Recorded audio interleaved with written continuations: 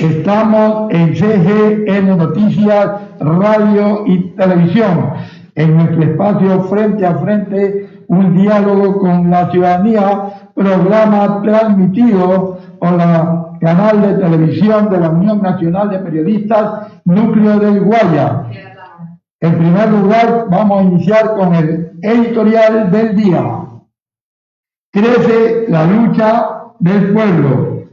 Las organizaciones sociales y populares del Ecuador han tenido que salir a las calles a reclamar sus derechos que han sido conculcados por los últimos regímenes y que tienen al país en una crisis sin precedentes, agravado mucho más por la pandemia del COVID-19. El descontento popular va creciendo en el país, acumulado desde hace más de una década, y que obedece el mantenimiento de medidas antipopulares como la elevación del precio de los combustibles, con lo cual los distribuidores especulan de forma escandalosa, lo que incide directamente en el aumento del costo de la canasta básica y de la vida misma. A ello se suma la pretensión de la Corte Constitucional de echar al suelo a la ley que fuera aprobada por la Asamblea Nacional y que sustancialmente ha restablecido derechos del magisterio respecto de su salario, la jornada de trabajo, los derechos de los niños y jóvenes. Dicha ley también ha sentado principios básicos y sustanciales de la educación intercultural bilingüe, entre otras importantes conquistas. Sobre el tema, la UNE ha puesto a la cabeza en la defensa de la reforma a la ley.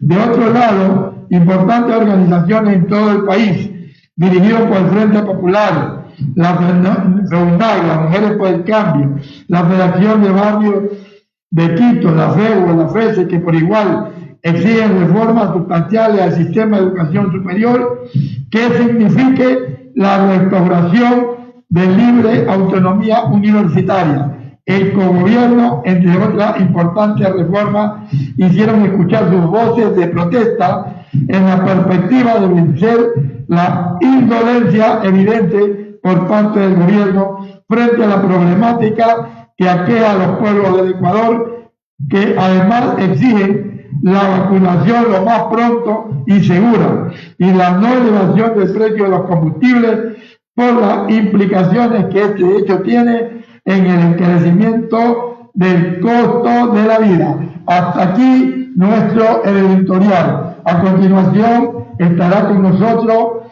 la licenciada Luisa Ortiz Busto, que va a ser entrevistada por nuestro coordinador general, el licenciado Richard Sellán. Ya volvemos.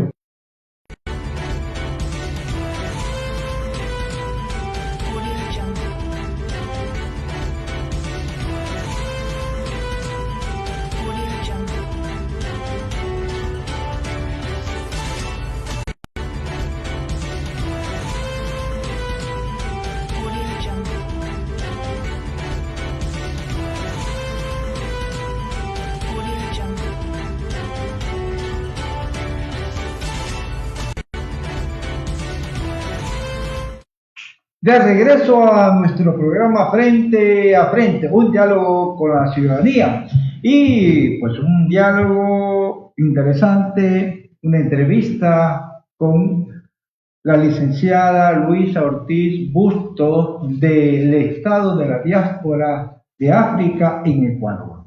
Sí, así como lo escuchan, mis estimados seguidores de nuestro programa. Bienvenida Luisa, gracias por aceptar esta invitación. Y creo que todos nos preguntamos qué es esto del estado de la diáspora de África en el Ecuador, en el mundo, en América Latina particularmente. Bienvenida. Gracias. Gracias a todos ustedes por este espacio que me han brindado esta mañana y poder pues comunicar, informar, compartir con todos mis hermanos y hermanas afroecuatorianos. Desde Ecuador estamos pues, muy emotivos muy orgullosos de este reconocimiento, de este nombramiento como parlamentaria africana en el Ecuador. Somos 2 personas que estamos, el compañero Edinson Márquez, que su ciudad de vivir es Esmeralda, y en este caso yo que vivo aquí en Guayaquil. En este momento, ¿qué es el Estado de la Diáspora? Bueno, el Estado de la Diáspora es una 6ª región que conforma desde los 54 países de África en la Unión de África en el 2018 en Mauritania.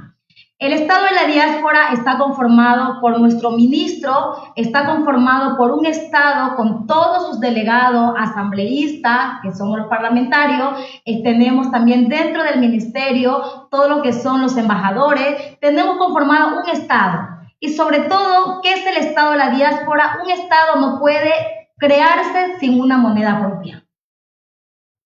Este Estado de la diáspora africana estamos trabajando para fortalecer, visibilizar e incluir todos los derechos de la población afroecuatoriana y afrodescendiente. En esta población estamos buscando que desde los estados de Ecuador y el mundo entero podamos ser parte incluida de todas las creaciones de las políticas públicas para el beneficio de los mismos. Este Estado, dirigido por nuestro primer ministro, el señor Luis George Tin, es el encargado de gestionar, es el encargado de facilitar todos los procesos, todos los programas, todos los proyectos que sean en beneficio de nuestra población. Cuando hablamos de los programas y los proyectos, estamos hablando que en este momento tenemos la particularidad de trabajar en específico en la parte de la economía. Porque desde la objetividad de nuestro ministro y todas las autoridades que conforman el Estado de la Diáspora, no podemos avanzar, no podemos crecer, no puede existir un desarrollo sostenible si no tenemos una solvencia económica. Entonces, desde ahí es la creación, el lanzamiento de la diáspora africana se dio un 1 de julio del 2018. Pero desde una reunión que se manejó en la cumbre de las uniones de los países de África, es ahí donde se toma la decisión de la conformación de la 6ª región, que hoy en día se conoce como la diáspora africana del mundo. Perdóname, interesante esta definición, o sea, digamos, esta 6ª región se la considera de parte de ustedes como un estado, es decir, con todas sus estructura jurídico-política y representativa, ¿no? A nivel internacional, que incluye, pues entiendo, Centroamérica, Latinoamérica y otras regiones del Caribe también, interesante. Y, digamos, y esto en función de qué perspectiva, aparte de la económica, tal vez, pues digo, una revalorización étnico-cultural, una reivindicación histórica también contra la pues digamos, por parte de la afrodescendencia en el mundo? Muy bien, gracias. Claro, por supuesto. Muy aparte o prioritario, que estamos hablando de la parte económica, es esa parte, ¿no? De respetarnos, de ubicarnos por derecho que nos compete a toda la población, tanto ecuatoriana y del mundo, a los afroecuatorianos. Porque se viene hablando mucho de este tema de la esclavización, de los esclavos, pero seguimos remontando la historia de 600 años, pero que no hemos ido un poco más allá de que existió hace 10.000 años atrás, existió civilización en los pueblos, en el continente africano, ¿sí? Entonces, cuando solo nos pasamos remontado en los 600 años de esta historia esclavista, discriminación, xenofobia, maltrato, es ahí donde se siguen siendo repetitorias todas las historias de nuestro país en el desempleo, en las menos oportunidades de trabajo, en los pocos espacios de salud, menos espacio en universidades, en temas de educación. Pero cuando nosotros vamos más allá en temas de historia, tenemos que ubicar que tenemos una vivencia, una sociedad civilizada 10 años antes de los 600 años que venimos escuchando en las escuelas, colegios y universidades con respecto a la historia del pueblo afrodescendiente y afroecuatoriano. Según datos del Banco Interamericano del Desarrollo, pues el BID y el Banco Mundial, particularmente en América Latina, la afrodescendencia es de los sectores sociales que de mayor vulnerabilidad en términos sociales, económicos, de salud, vivienda, es decir, de empleo. Frente a eso, ¿cómo visionan ustedes una propuesta? Qué bueno, mi hermano doctor. Buena pregunta, de verdad interesante, porque esa es la parte de que los hermanos hoy les ha creado pues esa expectativa con esto de que Luisa pues parlamentaria, qué es lo que van a hacer. Jamás se ha visto este tema de delegación que ha existido aquí en el Ecuador. Entonces, ¿qué es lo que va a pasar?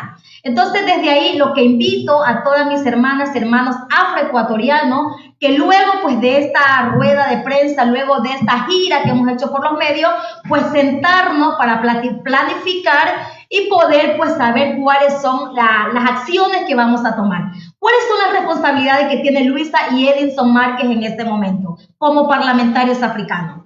Es hacer las negociaciones con el Estado ecuatoriano, con todos los ministros, todos los alcaldes y todas las personas que tengan la competitividad de darnos apertura para nosotros presentar la propuesta de la diáspora africana con un valor agregado que es lo económico. Lo que yo venía diciendo a los hermanos que hemos tenido las reuniones es un poco de que esta vez, como Estado de la diáspora, venimos a sumarle al Estado ecuatoriano la parte económica para que nuestros hermanos y hermanas afroecuatorianas podamos tener esa solvencia económica, podamos tener esa libertad económica y podamos realmente ser incluidos en todo el trabajo social, político y económico de nuestro país.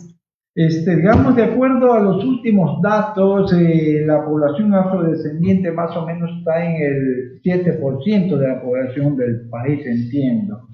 Y había una secretaría o había una política de inclusión en relación justamente a la consideración de este estado de vulnerabilidad de la afrodescendencia del país, pero frente a eso como que falta una agenda construida justamente por los mismos actores. ¿Ustedes van en esa misma línea?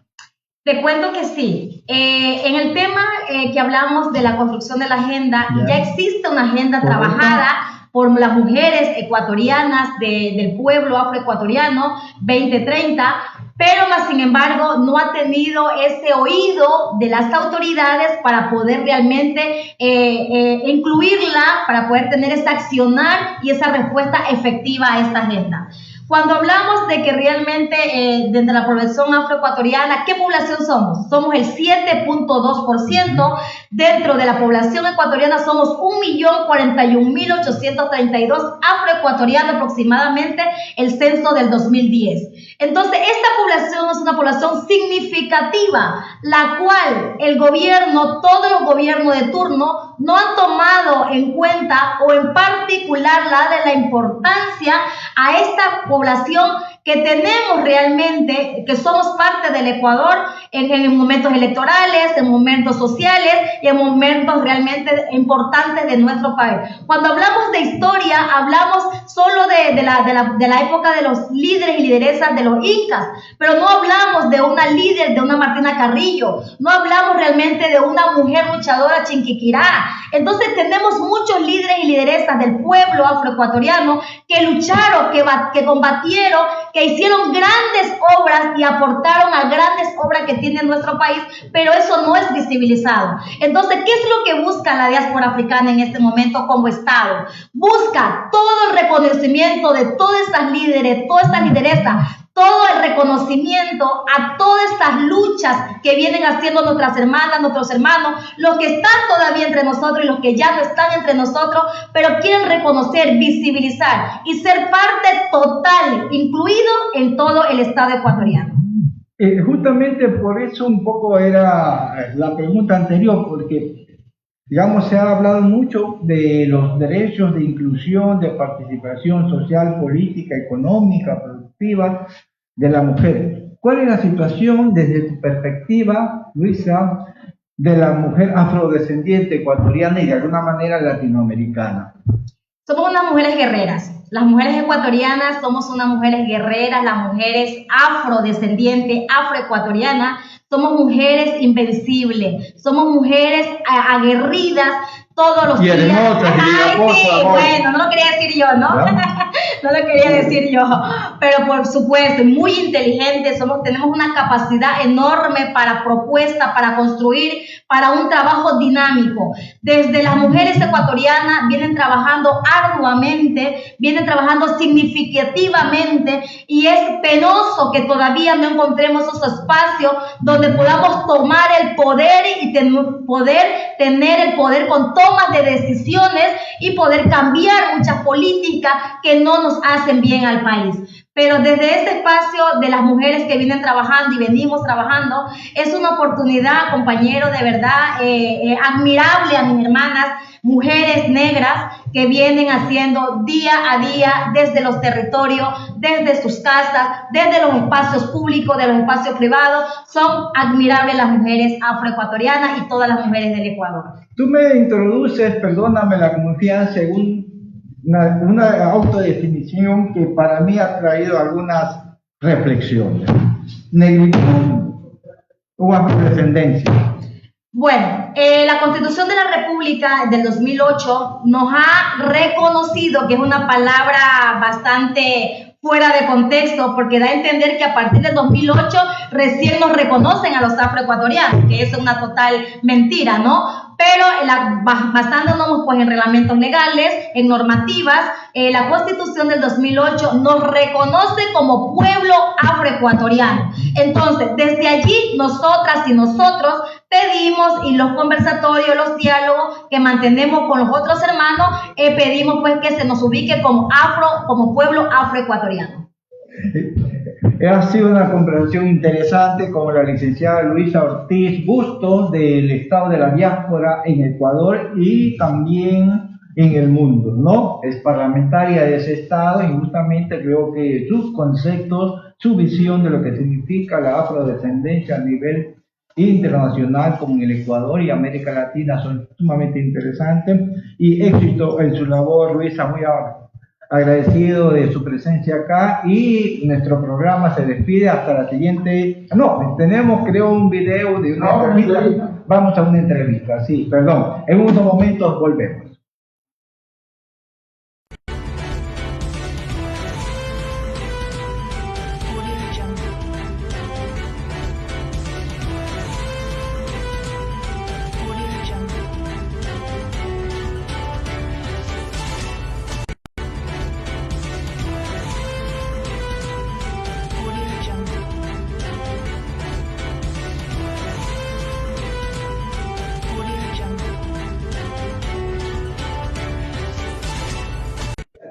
Estamos en nuestro programa Frente a Frente, un diálogo con la ciudadanía. Bueno, Richard, sabemos que los maestros siguen peleando por la ley intercultural que no ha sido aprobada y se están haciendo diferentes marchas. El día de ayer también estuviste, tengo entendido, con la Fiscalía y viste el movimiento que tuvieron los maestros, que fueron un poco desalojados por la policía porque no los dejaron avanzar. Pero así están las cosas. Yo, mientras tú hagas tu comentario, voy a tratar de comunicarme con el presidente de la Unión de Guayas. En realidad, como hemos señalado anteriormente en el programa, pues hay una ley orgánica de educación intercultural que fuese aprobada por la Asamblea Legislativa anterior y sancionada por el presidente Moreno en su periodo, y que debería estar vigente. Ley que indudablemente, como también hemos enfatizado, pues trae algunas reformas al sistema educativo del país, particularmente en el ámbito de la interculturalidad, en volver a la educación, justamente la educación de la escuela del barrio, dejar a un lado aquellos modelos que se impusieron en el periodo anterior de las unidades famosas del milenio, que al final no resolvían el problema de la integración educativa de los sectores rurales y peor aún urbanos inclusive. Entonces me parece que también trae algunos beneficios en términos de mejoramiento y formación profesional para los maestros y maestras fiscales, particularmente de facilitar a aquellos que opten por una jubilación anticipada por diversas situaciones personales, profesionales, pero que indudablemente, como también lo hemos tratado con los maestros y maestras entrevistados acá, tendría que tener su reglamento en términos de eso. Pero sobre eso se ha interpuesto por parte de algunos sectores pues una especie de acción de inconstitucionalidad que hasta ahora la Corte Constitucional no resuelve. Entonces exigimos y demandamos que la Corte Constitucional respete los derechos para la educación tanto de niños y niñas, adolescentes, de los maestros fiscales, que indudablemente como otros sectores sociales tiene una misión grande, histórica, permanente para el país.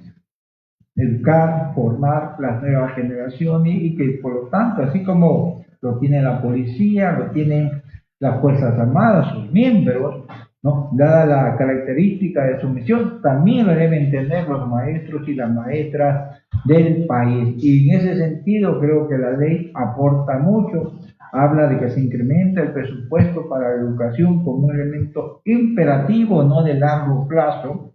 Entonces, indudablemente esto tiene que ya resolverse por parte de la Corte Constitucional del país y hasta ahora tenemos respuesta para eso. Entonces, frente a eso, pues, los maestros fiscales aglutinados en la gloriosa Unión Nacional de Educadores, la UNED, están desarrollando diversos tipos de acciones, movilización, entiendo que está la posibilidad, inclusive ya en extremo, de una huelga de hambre a nivel nacional, ¿no? Que está anunciada para la próxima fecha como un elemento ya, ¿no?, de protesta y de resistencia social frente a esta inacción de la Corte Constitucional, Carlos. Entonces, mira, Richard, lo que pasa, como tú dices, los maestros están trabajando en sus reuniones para en las próximas horas llevar a cabo la famosa huelga de hambre. Es una huelga de hambre que no se sabe en qué lugar lo van a hacer, por seguridad mismo, pero esta huelga de hambre no va a ser solamente aquí en Guayaquil. Como tú lo decías anteriormente, va a ser a nivel nacional. Y eso es preocupante porque ha habido casos, y ha visto otras luchas que han habido, que los maestros han salido mal parados porque algunos han salido enfermos, tuvieron que ponerle pintas de sangre, etcétera, etcétera. Pues esperemos que no se llegue a esos extremos y que la Corte Constitucional resuelva esta situación de una vez por todas, porque es un deber, ¿no?, justamente constitucional, dar respuesta a un sector profesional del país, como son los maestros y maestras fiscales, que demanda que ya, ¿no?, se ratifique la plena vigencia de esta ley que reemplaza la anterior, la ley de educación intercultural, orgánica además, es decir, que es imperativa del país. Mira, Richard, parece que los maestros siguen reunidos en el local de la Unión Nacional de Educadores para tomar las últimas medidas, ¿no? Y tengo entendido que el día de mañana va a haber una asamblea donde van a participar también padres de familia que parece que se van a sumar a la huelga de hambre. Los padres de familia van a sumarse también estudiantes y los maestros. Entonces, yo no sé qué vamos a terminar en este gobierno del encuentro que decíamos anteriormente, que lo había señalado el presidente Guillermo Lasso Mendoza. No hay una gran seguridad de lo que pasa verdaderamente en nuestro país. Tengo entendido que el día de hoy va a estar en el Palacio de Cristal en la tarde y se va a reunir también con un grupo de jubilados, porque también ha traído mucha cola la noticia esta de que ya no hay cuestiones para la salud del seguro.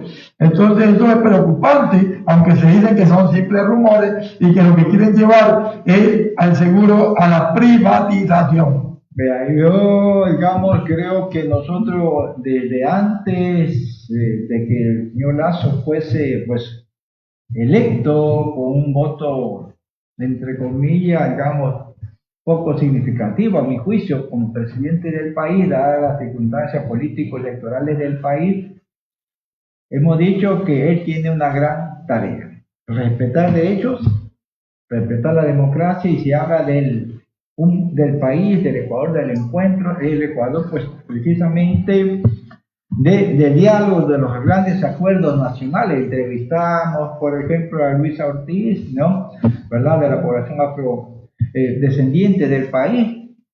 Requieren diálogo, requieren acuerdos, requieren propuestas, y eso solamente puede construirse a partir justamente de pequeños y grandes encuentros con todos y la diversidad de sectores sociales, económicos y políticos del país. Si el señor Lazo es capaz de liderar eso, tendremos un Ecuador justamente diferente, porque todo lo que reclamamos nosotros es institucionalidad democrática, y esa se construye justamente a través del diálogo social, a través del respeto del ejercicio de los derechos y de la justicia social. Ese es el Ecuador del encuentro.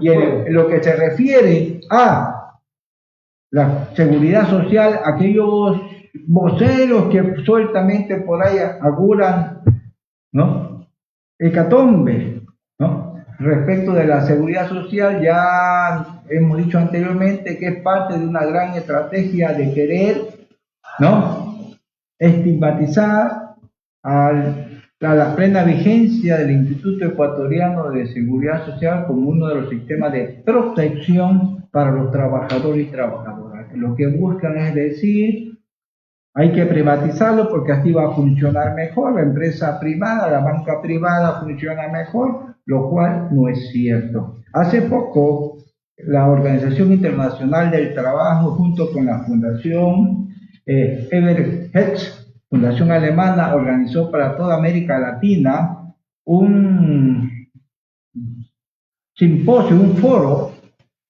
vía, como se hace ahora, vía teleconferencia, videoconferencia, Vía Zoom. ¿sí? Vía Zoom, 40 años de privatización de las pensiones en América Latina.